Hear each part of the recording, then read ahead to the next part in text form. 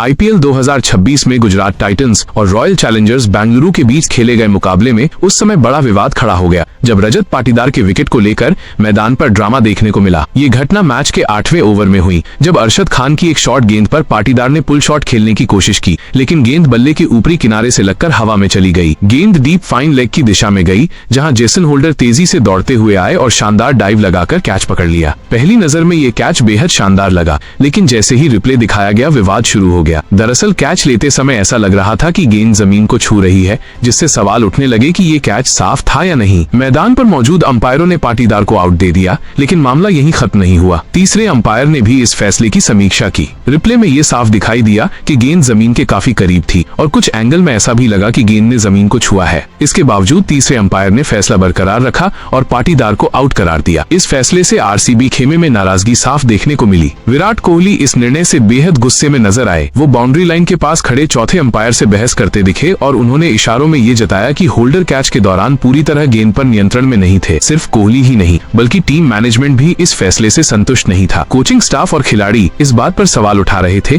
कि अगर गेंद जमीन से टच हुई है तो इसे आउट कैसे दिया जा सकता है। वहीं दूसरी तरफ गुजरात टाइटंस के खिलाड़ी और फैंस इस कैच को सही मान रहे थे। हालांकि नियमों की बात करें तो मेलबोर्न क्रिकेट क्लब यानी एमसीसी के नियम के अनुसार अगर फील्डर का गेंद पर पूरा नियंत्रण है तो भले ही हाथ जमीन को छू जाए, कैच को वैध माना जाता है। इसी नियम के आधार पर तीसरे अंपायर ने फैसला दिया कि होल्डर का गेंद पर नियंत्रण था, इसलिए पाटीदार आउट है। कुछ लोगों ने इसे गलत फैसला बताया तो कुछ ने अंपायर के निर्णय का समर्थन किया। इस विवाद ने मैच के माहौल को और भी गर्मा दिया और आईपीएल 2026 में एक और हाई वोल्टेज ड्रामा जोड़ दिया। कुल मिलाकर ये घटना सिर्फ एक विकेट तक सीमित नहीं रही, बल्कि इसने अंपायरिंग नियमों और तकनीक के इस्तेमाल पर भी कई सवाल खड़े कर दिए। विराट कोहली का गुस्सा और मैदान पर हुआ ये विवाद लंबे समय तक चर्चा का विषय बना रहेगा।